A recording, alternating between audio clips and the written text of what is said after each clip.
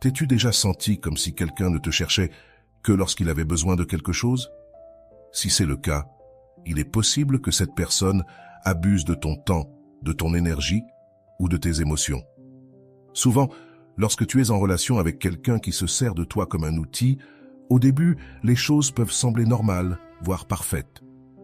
Ces personnes ont tendance à être charmantes au début, créant l'impression qu'elles te valorisent et se soucient de toi. Cependant, avec le temps, elles commencent à montrer des signes de manipulation, d'égoïsme et de désintérêt pour ton bien-être. Ce schéma comportemental est plus courant qu'il n'y paraît, et c'est pourquoi il est crucial d'apprendre à l'identifier avant qu'il ne te fasse du mal. L'un des comportements les plus courants chez ces personnes est qu'elles sont toujours présentes quand elles ont besoin de quelque chose, mais disparaissent ou deviennent distantes lorsque c'est toi qui as besoin de soutien. Cela crée un déséquilibre dans la relation où tu donnes beaucoup plus que tu ne reçois. Ainsi agit une personne qui ne fait que se servir de toi. Tu t'es sûrement déjà retrouvé face à quelqu'un qui semblait intéressé par toi, mais avec le temps, tu t'es rendu compte qu'il ne te manipulait que pour son propre bénéfice. Ce type de relation peut être douloureux et, dans de nombreux cas, difficile à détecter au début. Mais pas de panique, car aujourd'hui nous allons te donner tous les outils pour identifier ces signaux et te protéger émotionnellement. À la fin de cette vidéo, tu ne sauras pas seulement comment agissent les personnes qui t'utilisent, mais tu seras également armé des informations nécessaires pour couper ces liens toxiques de manière définitive. Je te promets que ce que tu apprendras ici t'aidera à reconnaître ces comportements dans ton entourage et à prendre des décisions qui te seront bénéfiques à long terme. Alors, sois attentif, car ce que je vais te dire change tout. Un signe clair qu'une personne ne fait que t'utiliser est qu'elle minimise souvent tes problèmes ou préoccupations. Chaque fois que tu essaies de parler de ce qui te touche, il semble qu'elle n'a jamais le temps ou l'intérêt de t'écouter. En revanche, quand elles ont un problème, elles s'attendent toujours à ce que tu sois là pour les aider. Cette dynamique peut te faire sentir sous-estimé et non valorisé. L'une des grandes erreurs que nous commettons est de justifier le comportement de ces personnes, en croyant qu'elles vont changer ou qu'elles traversent juste une mauvaise passe. Mais fais attention, car il y a quelque chose que tu oublies. Si une personne priorise constamment ses besoins au-dessus des tiens, elle ne traverse pas un mauvais moment, elle montre sa véritable nature. Il est essentiel de reconnaître ces comportements pour ce qu'ils sont, avant que le mal ne soit plus grand. Un aspect important à souligner est la façon dont ces personnes peuvent être extrêmement flatteuses ou charmantes au début de la relation. Ce comportement fait partie de ce que les psychologues appellent la phase d'idéalisation, où elles tentent de gagner rapidement ta confiance et ton affection pour ensuite profiter de cette proximité. Lorsque les choses ne sont plus si nouvelles ou excitantes, leur attitude change, et c'est là que tu commences à remarquer leurs véritables intentions. Ce que ces personnes cherchent, dans la plupart des cas, est une relation de convenance, qu'elle soit émotionnelle, économique ou sociale. Leur principal objectif est d'obtenir quelque chose de toi, sans avoir à investir dans la relation de manière réciproque. C'est pourquoi tu dois être très vigilant lorsque tu sens que tu es toujours en train de donner et que tu ne reçois jamais ce que tu mérites. Rolando l'explique très clairement. Les relations saines reposent sur l'équilibre. Si tu as toujours l'impression de porter tout le poids de la relation, il est probable que l'autre personne ne te considère que comme un moyen d'obtenir ce qu'elle veut. C'est un conseil crucial à garder en tête, car cela t'aidera à évaluer si la personne à tes côtés te valorise réellement ou si elle te voit seulement comme un moyen d'atteindre ses propres fins. À mesure que nous avançons dans cette vidéo, tu verras qu'il ne s'agit pas seulement de mauvaises intentions. Dans certains cas, les personnes qui t'utilisent peuvent même ne pas être conscientes de ce qu'elles font. Elles ont appris à agir de cette manière en raison de schémas comportementaux acquis dans le passé. Cependant, cela ne signifie pas que tu dois permettre qu'elles continuent à abuser de ta générosité et de ta bonne volonté. Il est fondamental que tu commences à poser des limites claires dans tes relations. Ce faisant, tu protèges non seulement ton bien-être émotionnel, mais tu envoies aussi un message à l'autre personne que tu ne laisseras pas faire. Cela peut être difficile au début, surtout si tu ressens un fort attachement émotionnel.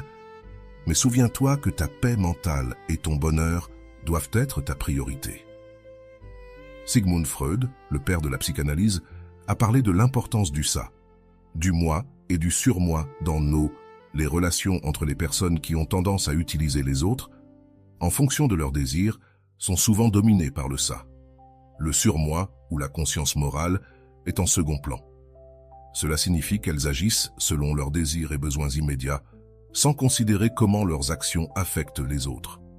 Alfred Adler, un autre psychologue influent, a souligné l'importance des relations équilibrées.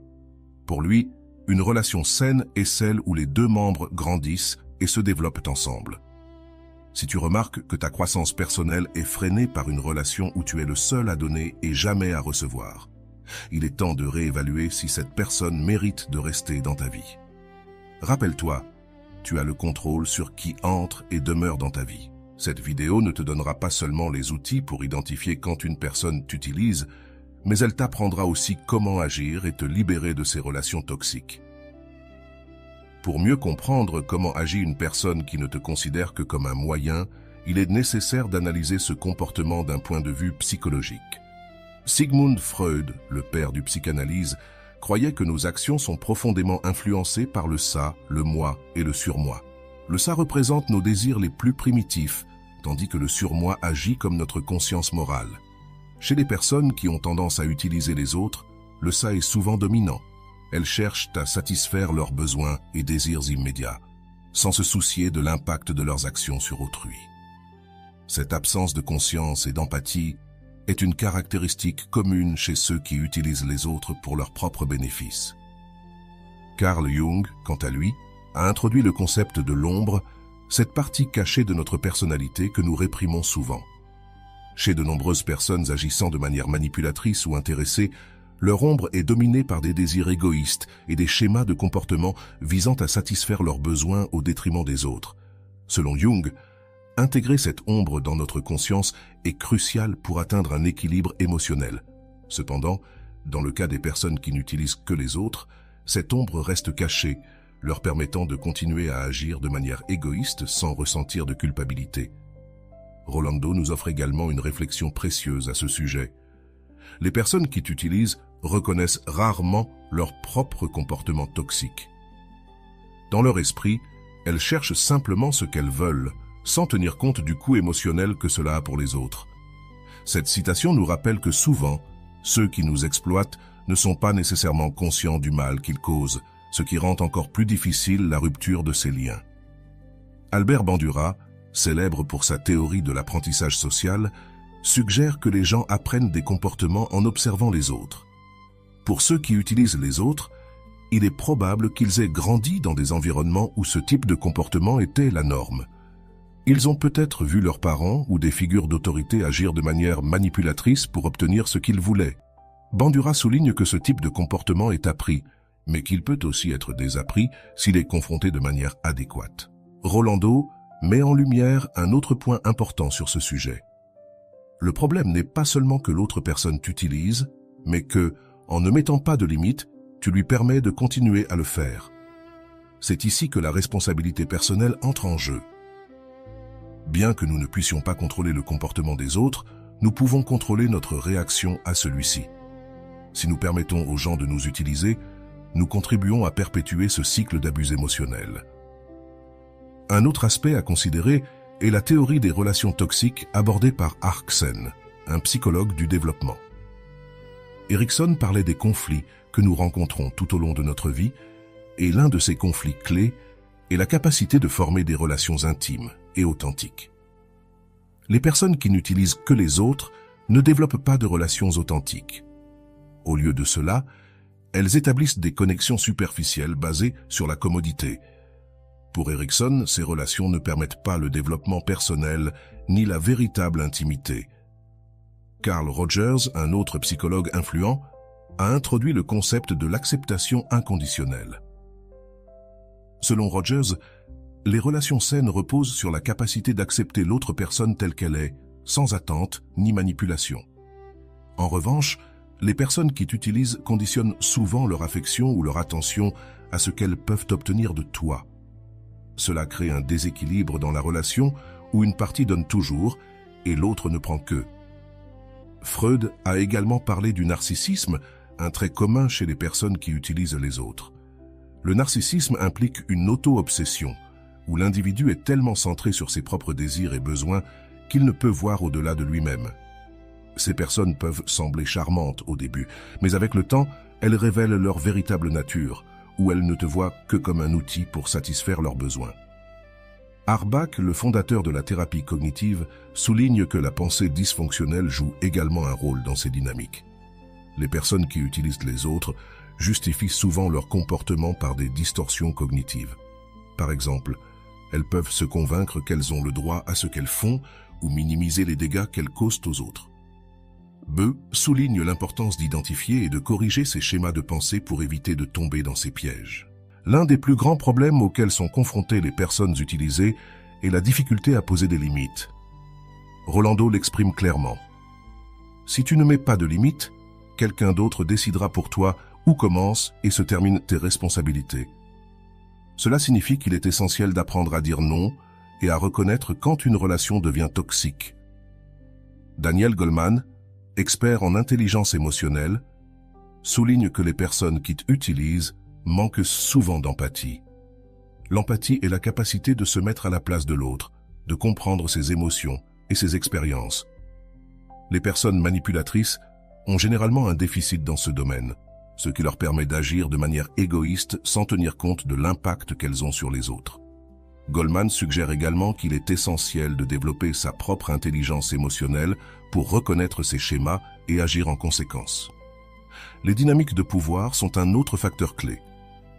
Alfred Adler, qui a étudié les relations interpersonnelles, a parlé de la façon dont le pouvoir et le contrôle jouent un rôle fondamental dans de nombreuses relations. Les personnes qui utilisent tentent souvent d'établir une relation de pouvoir, où elles sont en contrôle. Et toi, tu cèdes constamment. Cela génère une dynamique de domination qui, si elle n'est pas abordée, peut causer des dommages émotionnels profonds. Viktor Frankl, dans sa logothérapie, souligne que la recherche de sens est essentielle pour la santé mentale. Les personnes qui se trouvent dans des relations où elles sont utilisées perdent souvent le sens de leurs propres valeurs et de leurs buts. Frankl nous rappelle que le sens de la vie ne peut être sacrifié pour le bien-être d'une autre personne et que nous devons trouver notre propre chemin, même si cela signifie s'éloigner de ceux qui nous utilisent. Un autre aspect important est le concept de dissonance cognitive, proposé par Leon Festinger. Les personnes qui sont utilisées éprouvent souvent une dissonance cognitive lorsque leurs actions, en restant dans une relation toxique, ne correspondent pas à leurs croyances selon lesquelles elles méritent d'être traitées avec respect. Ce conflit interne peut générer du stress et de l'inconfort, mais peut aussi être un signe que quelque chose doit changer. Rolando apporte un autre conseil précieux. Lorsque tu réalises que quelqu'un ne fait que t'utiliser, ne te blâme pas de ne pas l'avoir vu plus tôt. Ce qui est important, c'est ce que tu décides de faire à partir de maintenant. C'est un rappel que tu as toujours la capacité de prendre des décisions qui améliorent ton bien-être émotionnel, même si tu t'es senti piégé dans le passé. Howard Gardner, connu pour sa théorie des intelligences multiples, suggère que nous avons tous différentes façons de traiter et de comprendre les relations. Certaines personnes sont plus intuitives et peuvent détecter rapidement les comportements toxiques, tandis que d'autres ont besoin de plus de temps et de preuves pour voir la vérité. Ce qui est important, c'est qu'une fois que tu reconnais que tu es utilisé, tu prennes des mesures pour changer la dynamique ou t'éloigner. Enfin, Mary Ainsworth et John Bowlby, dans leur théorie de l'attachement, expliquent que les personnes ayant un style d'attachement insécurisé ont tendance à rester dans des relations toxiques plus longtemps que nécessaire. Cela est dû à la peur de l'abandon ou de la solitude.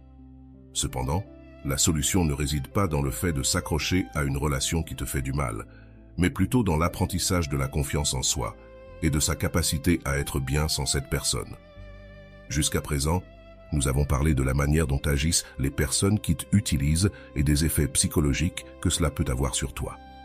Mais il est important de se rappeler que le fait que quelqu'un t'utilise n'est pas de ta faute, mais le résultat d'une dynamique déséquilibrée qui peut surgir pour de nombreuses raisons. Aujourd'hui, nous allons explorer comment détecter ces signaux tôt et que faire une fois que tu réalises que tu es utilisé.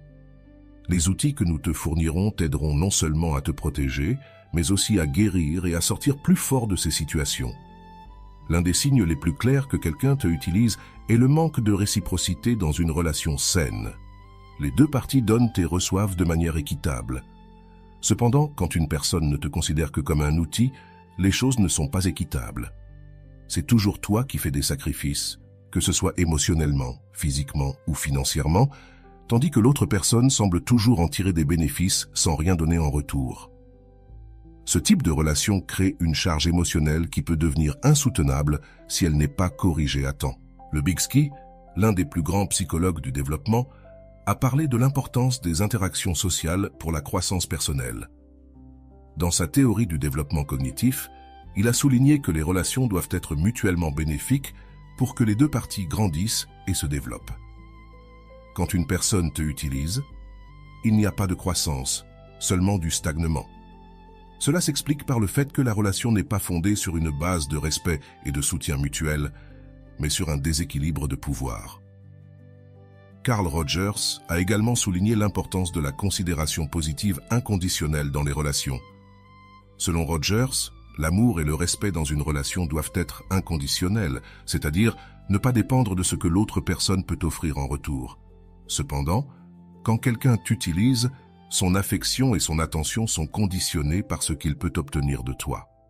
Si tu cesses d'être utile pour eux, cette affection disparaît, créant un profond vide émotionnel. Rolando l'exprime de manière percutante. Tu ne peux pas construire une relation solide quand une des parties ne s'intéresse qu'à ce qu'elle peut tirer de l'autre. Ce n'est pas de l'amour, c'est de l'intérêt déguisé. Cette citation nous rappelle que le véritable amour repose sur le respect et la réciprocité, pas sur l'utilisation égoïste de l'autre personne pour satisfaire ses propres besoins. Daniel Kahneman, lauréat du prix Nobel en sciences économiques, connu pour son travail sur la prise de décision, parle de la manière dont les personnes qui t'utilisent ont tendance à profiter de tes points aveugles émotionnels. Elles savent comment manipuler tes émotions pour que tu continues à investir dans la relation, même lorsque tu ne reçois pas ce que tu mérites. Kahneman suggère que les décisions émotionnelles sont souvent irrationnelles, et c'est ce que les personnes manipulatrices exploitent pour te maintenir dans une dynamique où tu donnes toujours plus que tu ne reçois. Un autre psychologue important, Abraham Maslow, dans sa théorie de la pyramide des besoins, souligne que pour atteindre l'autoréalisation, au sommet de sa pyramide, nos besoins émotionnels doivent être satisfaits en premier. Les relations dans lesquelles tu es utilisé t'empêchent d'atteindre ce niveau de réalisation, car tu es constamment concentré sur la satisfaction des besoins de l'autre personne, en oubliant de prendre soin de toi. Ce manque d'équilibre émotionnel t'empêche de grandir et de t'épanouir.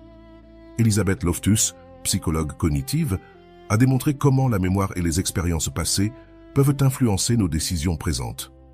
Dans de nombreuses situations, les personnes qui t'utilisent recourent à des tactiques telles que la manipulation émotionnelle ou la distorsion des faits pour te faire douter de ta perception.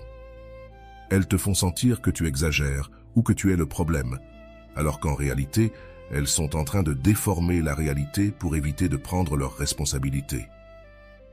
Loftus nous rappelle qu'il est important de faire confiance à nos perceptions et de ne pas se laisser influencer par ce que les autres nous font croire. Rolando nous offre également une perspective intéressante.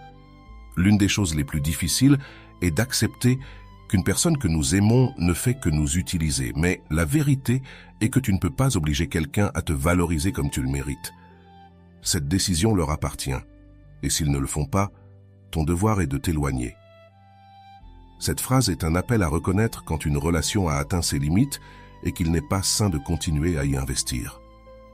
Le psychologue social Leon Festinger a introduit le concept de dissonance cognitive que nous avons mentionné précédemment pour décrire l'inconfort que nous ressentons lorsque nos actions ne correspondent pas à nos croyances.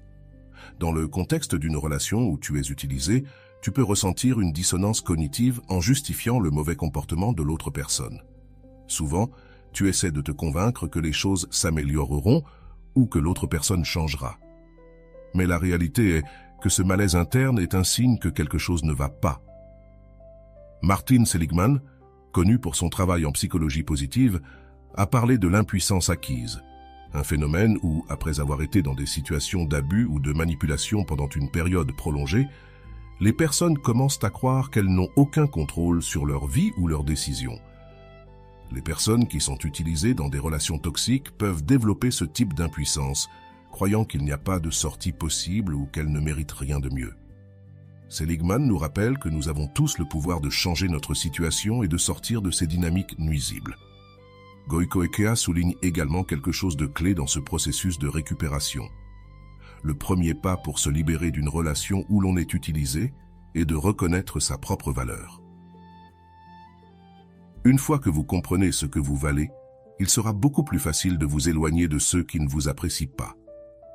Cette citation souligne l'importance de l'amour de soi dans le processus de guérison et dans la capacité à mettre fin à des relations toxiques. Un autre aspect à considérer est comment les personnes qui vous utilisent ont souvent recours à des tactiques de manipulation émotionnelle. B.F. Skinner, l'un des pionniers de la psychologie comportementale, a suggéré que les gens réagissent aux récompenses et aux punitions de leur environnement. Dans une relation où vous êtes utilisé, l'autre personne peut vous récompenser par de l'affection ou de l'attention lorsque vous faites ce qu'elle veut, mais vous punira par indifférence ou rejet lorsque vous ne répondez pas à ses attentes. Cela crée une dépendance émotionnelle qui peut être difficile à briser.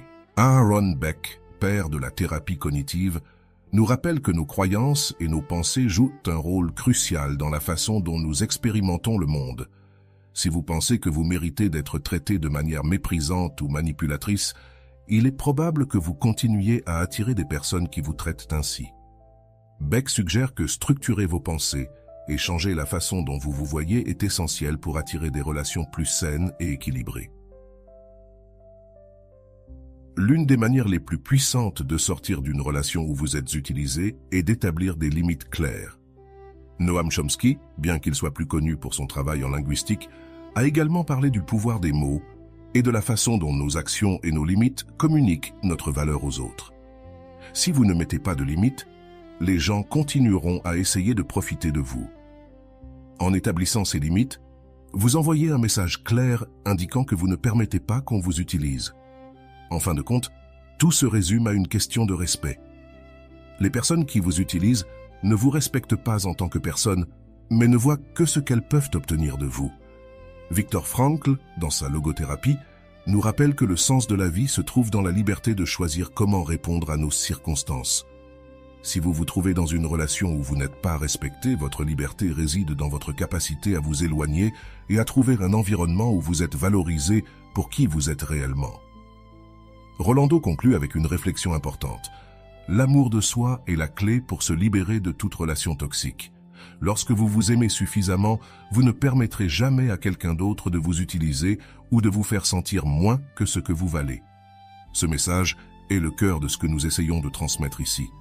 Vous avez le contrôle sur qui entre et reste dans votre vie. Et lorsque vous vous valorisez, vous prendrez les bonnes décisions pour votre bien-être. Valentina a toujours été une personne qui valorise la loyauté par-dessus tout.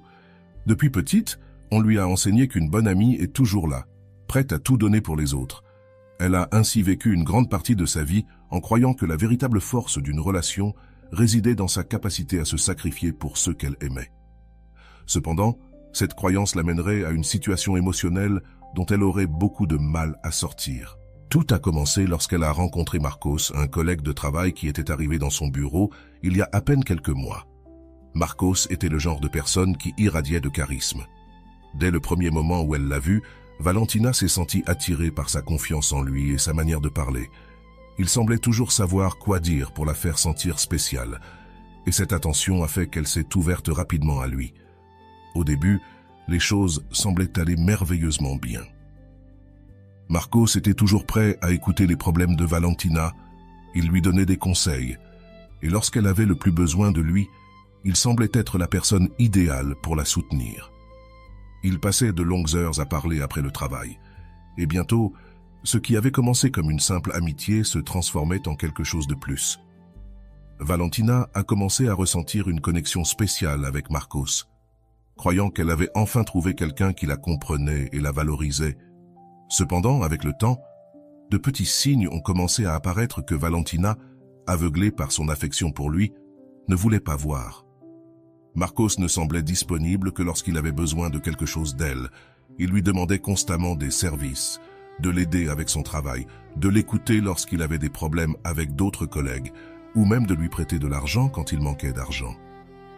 Valentina, avec son caractère disposé à aider, ne voyait rien de mal à cela. Elle croyait qu'il était en train de construire une relation solide basée sur un soutien mutuel. Mais ce qu'il ne remarquait pas, c'était que ce soutien allait toujours dans une seule direction. Marcos se proposait rarement de l'aider avec quoi que ce soit, et quand Valentina essayait de parler de ses propres problèmes, il changeait rapidement de sujet ou trouvait une excuse pour mettre fin à la conversation. Ce n'était pas évident au début, mais avec le temps, Valentina a commencé à se sentir de plus en plus ignorée. Un jour, Valentina travaillait sur un projet qui lui causait beaucoup de stress. C'était une tâche importante, et elle savait qu'elle ne pouvait pas se permettre d'erreur. Elle était fatiguée et accablée. Alors elle décida de demander de l'aide à Marcos, espérant qu'il lui offrirait le même soutien qu'elle lui avait toujours apporté. Mais la réponse qu'elle obtient la surprit. « Je ne peux pas, Valentina. Je suis très occupé avec mes affaires, » dit Marcos sans même la regarder, tout en continuant à taper sur son ordinateur. Valentina sentit un nœud dans l'estomac. C'était la première fois qu'elle réalisait à quel point leur relation était unilatérale. Elle avait toujours été là pour lui, mais quand elle avait besoin de quelque chose, il n'était pas disponible. Cependant, au lieu de le confronter à ce moment-là, elle décida d'ignorer ses sentiments et de continuer à travailler. Les jours passèrent, et ce sentiment d'être ignorée commença à grandir en elle. Ce n'était plus simplement une petite gêne, c'était devenu quelque chose qui la tourmentait de plus en plus. Marcos continuait à lui demander des faveurs comme si de rien n'était, et Valentina, incapable de dire non, continuait à l'aider. Mais son ressentiment grandissait à chaque nouvelle faveur. C'est alors que quelque chose d'inattendu se produisit. Valentina eut une conversation avec sa meilleure amie, Clara, qui lui ouvrit les yeux d'une manière qu'elle n'aurait jamais imaginée. Elle prenait un café un après-midi après le travail, et Clara remarqua que Valentina semblait épuisée, comme si quelque chose l'affectait profondément. « Valentina, je te vois fatiguée. »« Ça va ?» demanda Clara avec inquiétude. Sans savoir comment l'expliquer, Valentina commença à lui raconter tout ce qu'elle avait vécu avec Marcos. Elle lui parla de la façon dont elle avait toujours été là pour lui, mais quand elle avait besoin de quelque chose, il disparaissait. À la fin de son récit, Clara la regarda avec une expression sérieuse et dit quelque chose qui changerait la perspective de Valentina pour toujours. « Ma chère, je ne veux pas être dure avec toi, mais je pense que Marcos ne fait que t'utiliser. On dirait qu'il ne se soucie pas vraiment de toi, il te cherche seulement quand il a besoin de quelque chose. » Valentina resta silencieuse, réfléchissant à ce que Clara venait de dire. C'était une possibilité qu'elle n'avait jamais envisagée. Elle avait toujours pensé que sa relation avec Marcos était une amitié sincère, mais les paroles de Clara l'atteignirent de plein fouet. Était-il possible qu'il l'ait simplement utilisé tout ce temps? Clara continua à parler, lui donnant des exemples clairs de la façon dont le comportement de Marcos n'était pas celui de quelqu'un qui valorisait une amie, mais plutôt de quelqu'un qui cherchait simplement à profiter de sa gentillesse. Elle lui dit que si Marcos la valorisait vraiment, il serait là pour elle de la même manière qu'elle avait toujours été là pour lui. Une amitié ou tout type de relation, dit Clara, se base sur le don et le recevoir. Mais tu n'as fait que donner, Valentina, et ce n'est pas juste pour toi. Valentina rentra chez elle ce soir-là avec un mélange d'émotions. D'une part, elle était en colère contre Marcos pour l'avoir traité de cette manière, mais d'autre part, elle se sentait coupable d'avoir permis que cela se produise. Les mots de Clara résonnèrent dans son esprit, et pour la première fois, elle commença à se demander si elle avait vraiment investi son temps et son énergie en quelqu'un qui ne le méritait pas. Les jours suivants après la conversation avec Clara furent difficiles pour Valentina. Elle était plus consciente que jamais de la dynamique toxique qu'elle avait avec Marcos, mais elle ne savait toujours pas comment faire face à la situation. Une partie d'elle s'accrochait à l'idée qu'elle exagérait peut-être. Peut-être que Marcos l'appréciait vraiment, juste qu'il ne savait pas comment le montrer. Mais en même temps, les mots de Clara continuaient à résonner dans son esprit. Marcos ne fait que t'utiliser. Elle décida que le mieux serait d'observer attentivement le comportement de Marcos avant de prendre une décision drastique. Elle commença à remarquer qu'en réalité, Marcos ne la cherchait que lorsqu'il avait besoin de quelque chose et que chaque fois qu'elle essayait de parler de ses propres problèmes, il trouvait un moyen de changer de sujet ou de disparaître. Chaque petit détail qu'elle avait ignoré auparavant devenait maintenant plus évident, et cela la frustrait encore plus. Un jour, alors qu'ils travaillaient tous les deux au bureau, Valentina décida de faire un petit test. Elle avait beaucoup entendu parler de l'importance de mettre des limites, quelque chose que Rolando mentionnait souvent dans ses cours sur les relations toxiques. Valentina pensa que, si elle voulait vraiment savoir si Marcos la valorisait ou s'il l'utilisait simplement, elle devait établir une limite claire. Ce jour-là, Marcos s'approcha d'elle avec la même attitude que d'habitude. Il avait un problème avec son ordinateur et avait besoin que Valentina l'aide à résoudre le problème. « Valentina, tu peux m'aider avec ça ?»« Je ne comprends pas ce qui se passe avec ce fichier, » lui dit-il, comme si c'était la chose la plus naturelle au monde. Valentina le regarda pendant un instant, ressentant un mélange de nervosité et de détermination. C'était le moment de lui faire comprendre qu'elle ne serait pas toujours disponible pour lui. « Désolé, Marcos. Aujourd'hui, je ne peux pas. J'ai beaucoup de travail et j'ai besoin de me concentrer sur mes propres tâches, » répondit-elle, en essayant de paraître ferme. La réaction de Marcos fut immédiate. Son visage changea et au lieu de la remercier ou de comprendre sa situation, il afficha une expression de mécontentement. « Vraiment ? Je pensais que tu allais m'aider. Tu le fais toujours, » dit-il sur un ton de reproche qui la fit se sentir mal à l'aise. Ce fut le moment où Valentina réalisa la véritable nature de leur relation. Marcos n'était pas habitué à recevoir un « non » comme réponse. Il comptait toujours sur le fait que Valentina serait disponible pour lui, peu importe ce qu'elle traversait. À ce moment-là, elle comprit que pour Marcos, leur amitié n'était pas une question d'affection ou de respect, mais de convenance. Valentina maintint sa décision ferme, et bien qu'elle ressentît une boule dans l'estomac, elle savait que c'était la bonne chose à faire. Marcos ne persista pas, mais l'atmosphère entre eux devint tendue. Il n'y avait plus de rire ni de longues conversations. À la fin de la journée, Marcos commença à s'éloigner d'elle, ce qui, au lieu de lui faire mal, lui apporta du soulagement. Il était évident qu'il n'était intéressé par son amitié que lorsqu'il pouvait en tirer profit. Les jours passèrent, et Valentina commença à sentir que sa vie retrouvait une certaine normalité, mais maintenant avec une nouvelle perspective. Elle réalisa qu'elle avait toujours mis les autres au-dessus d'elle-même, oubliant ses propres besoins. Elle commença à pratiquer davantage les conseils qu'elle avait lus de Rolando, comme l'importance d'établir des limites et de prioriser son propre bien-être émotionnel. Un après-midi, alors qu'elle était chez elle à lire un livre, elle reçut un message de Marcos. Ils ne s'étaient pas parlé depuis des jours, et, en le voyant, Valentina ressentit un mélange de curiosité et de méfiance. Le message disait « On peut parler, je veux clarifier ce qui s'est passé entre nous. » Valentina décida de lui donner l'occasion d'expliquer son point de vue, bien qu'au fond, elle savait déjà quelle serait la véritable raison derrière ce message. Marcos était habitué à ce qu'elle soit toujours disponible, et en ne l'ayant plus à sa disposition, il essaierait de la manipuler pour qu'elle redevienne celle d'avant. Ils se rencontrèrent dans un café près de son travail, et Marcos ne tarda pas à commencer à parler. « Val, je ne comprends pas ce qui t'arrive ces derniers temps. J'ai l'impression que tu t'es éloignée et que tu n'es plus la même qu'avant, » dit-il sur un ton qui essayait de sembler inquiet. Valentina, calme mais décidée, le regarda fixement et répondit « Ce n'est pas que je me sois éloignée, Marcos. Ce qui se passe, c'est que j'ai commencé à réaliser que notre amitié n'est pas ce que je pensais.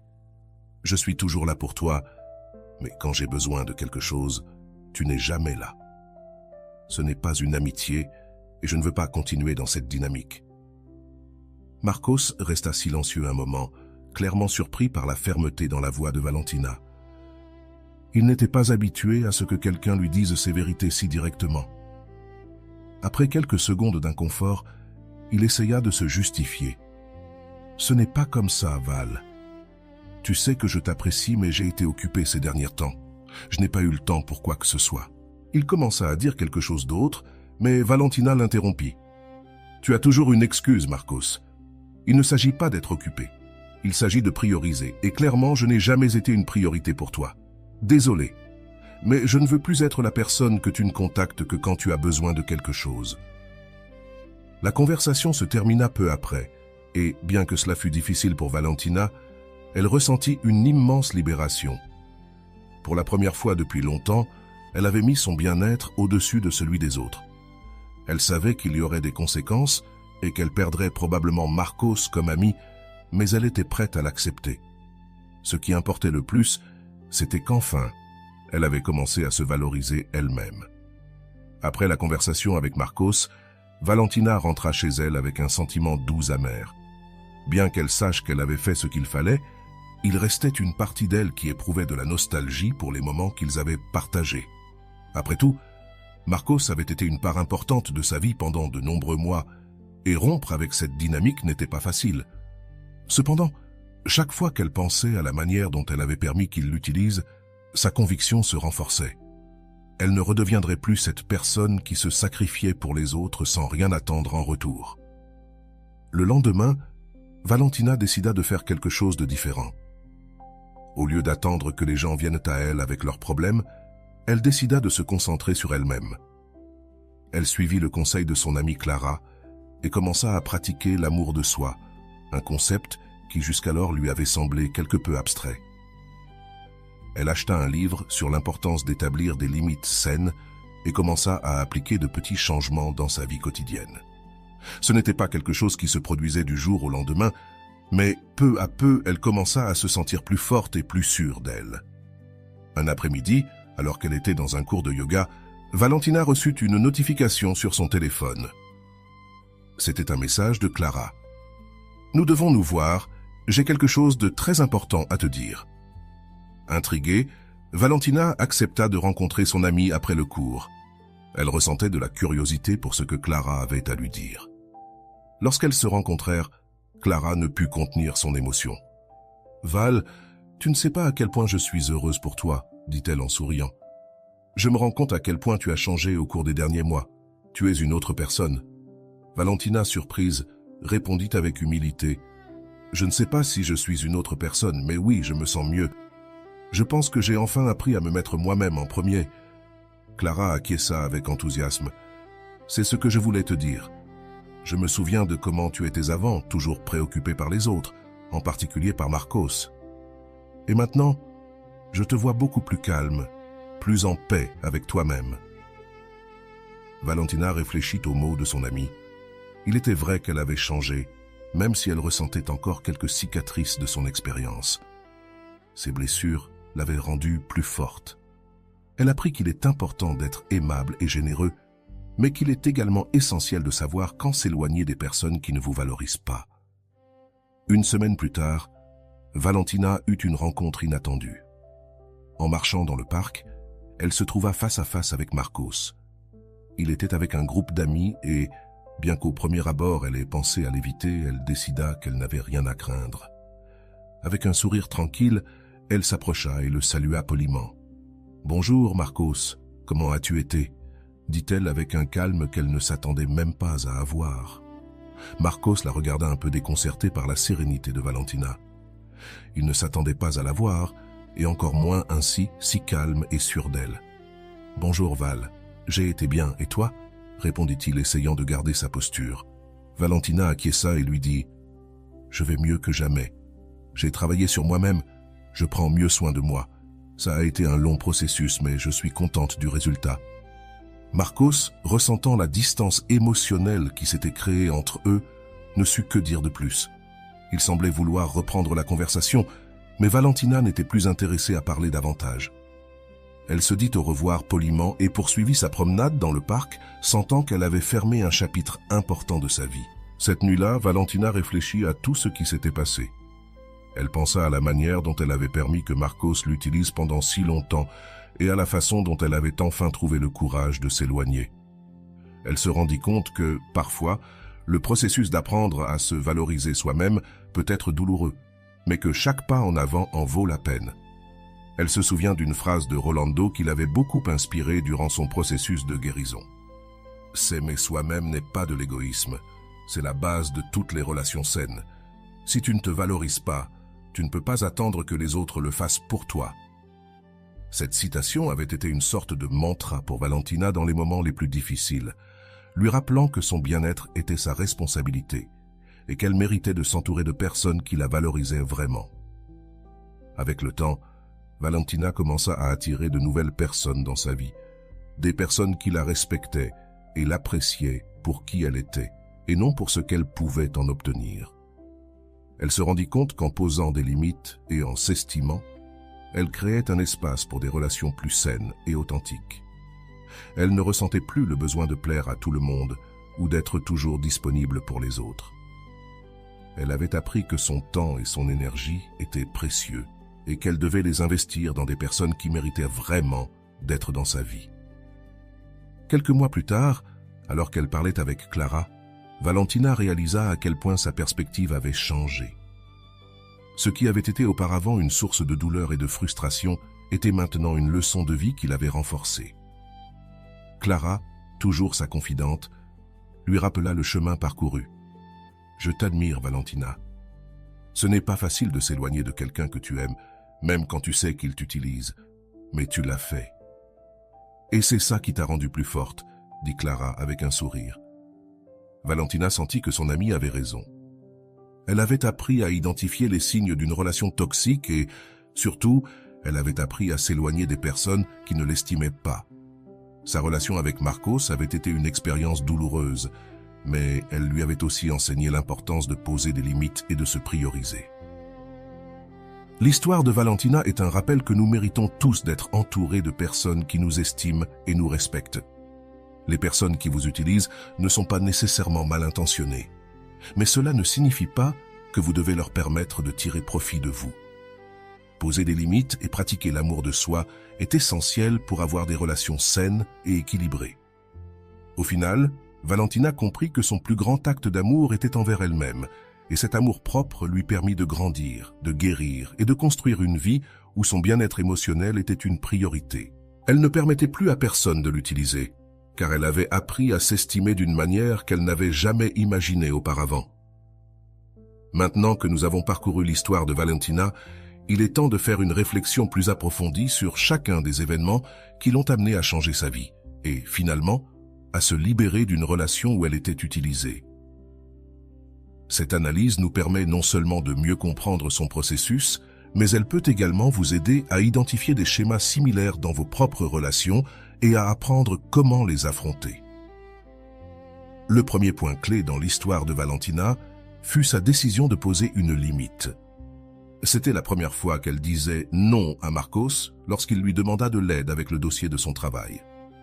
Bien qu'en apparence cela puisse sembler un petit geste, la réalité est que ce fut un acte monumental pour Valentina.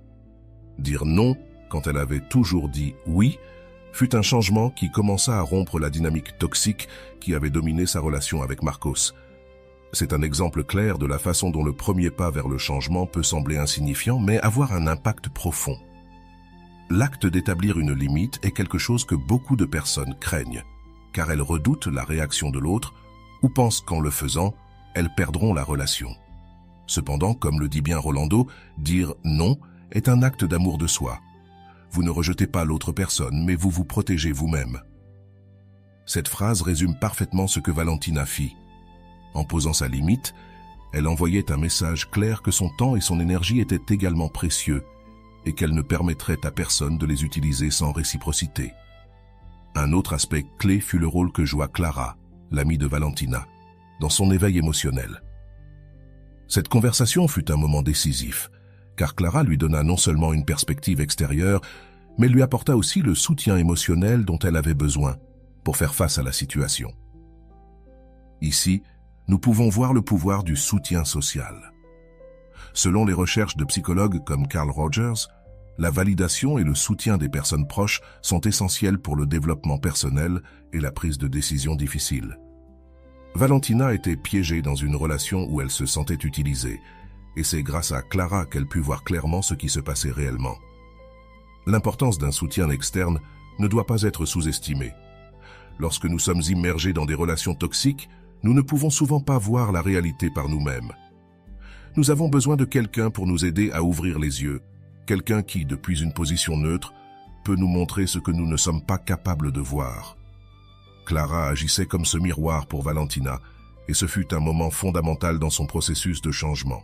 Après cette conversation, Valentina a commencé à voir sa relation avec Marcos sous un nouveau jour.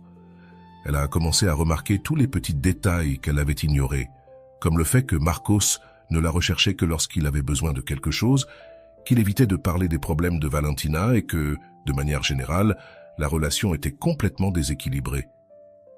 Ce processus de prise de conscience est l'un des plus douloureux, mais il est aussi l'un des plus nécessaires.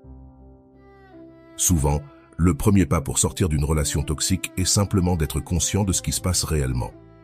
Dans ce sens, il est important de se rappeler les mots de Rolando. L'amour de soi commence lorsque tu réalises que tu mérites plus que ce que tu reçois. Valentina, en observant sa relation sous un nouveau jour, a réalisé qu'elle méritait quelque chose de bien meilleur. Elle méritait une amitié basée sur le respect et la réciprocité, et non une amitié où elle n'était valorisée que pour ce qu'elle pouvait offrir.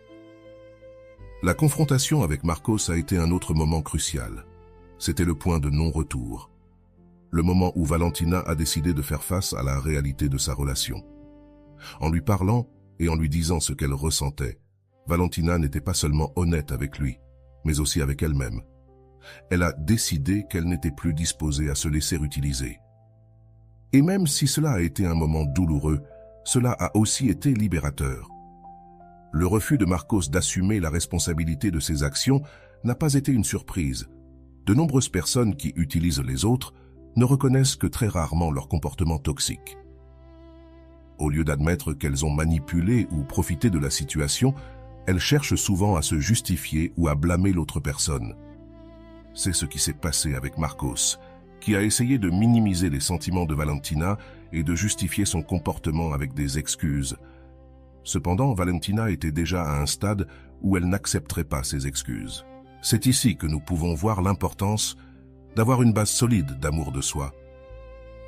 Lorsque Valentina a décidé de confronter Marcos, elle l'a fait avec sécurité et confiance en elle. Elle n'avait plus besoin de la validation de Marcos pour se sentir précieuse. Elle savait ce qu'elle valait, et c'est cela qui lui a permis de s'éloigner de lui sans culpabilité ni regret. Ce processus d'éloignement d'une relation toxique n'est pas facile, et Valentina l'a vécu de manière très concrète.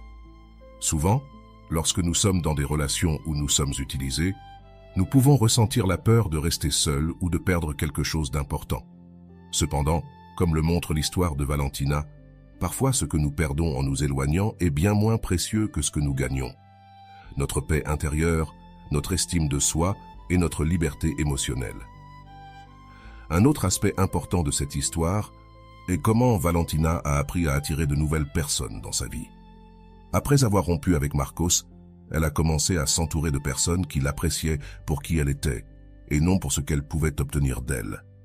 C'est un changement significatif, car il montre que lorsque tu commences à te valoriser, tu commences aussi à attirer des personnes qui te valorisent de la même manière. Cela nous amène à réfléchir à l'importance de choisir consciemment les personnes avec qui nous partageons notre vie. Comme le disait le docteur Franco, en fin de compte, l'homme ne doit pas se demander quel est le sens de sa vie, mais reconnaître que c'est lui qui est interrogé. Valentina s'est rendue compte qu'elle avait le pouvoir de choisir qui était dans sa vie, et ce faisant, elle a décidé de s'entourer de personnes qui l'appréciaient sincèrement. Finalement, l'histoire de Valentina est une histoire de transformation et d'émancipation. Ce qui a commencé comme une relation toxique est devenu une occasion pour elle d'apprendre à se valoriser et à prioriser son bien-être. Son parcours n'a pas été facile, mais chaque pas qu'elle a fait en avant l'a renforcé. Elle a appris que le véritable amour commence par soi-même et qu'il n'y a rien de plus précieux que d'être en paix avec qui l'on est. Il est important que, tout comme Valentina, tu prennes le temps de réfléchir aux relations dans ta vie. Es-tu entouré de personnes qui t'apprécient et te respectent, ou as-tu l'impression de donner plus que tu ne reçois? Si tu te trouves dans une situation où tu te sens utilisé ou sous-estimé, rappelle-toi que tu as toujours le pouvoir de changer cette situation. C'est le moment de prioriser et de commencer ton chemin vers l'amour de soi. Maintenant, j'aimerais savoir ce que tu en penses. T'es-tu déjà retrouvé dans une situation similaire à celle de Valentina? As-tu ressenti que quelqu'un dans ta vie t'utilisait? Partage ton histoire dans les commentaires. Ton expérience pourrait inspirer d'autres personnes qui traversent une situation similaire. Ensemble, nous pouvons apprendre à construire des relations plus saines et respectueuses. Et voilà, j'espère que vous avez trouvé beaucoup de valeur dans cette vidéo. Merci d'être resté jusqu'à la fin de cette vidéo J'adore quand vous faites ça. Si vous en voulez plus, vous pouvez écrire en commentaire « J'en veux encore plus ». J'espère vous revoir dans une autre vidéo.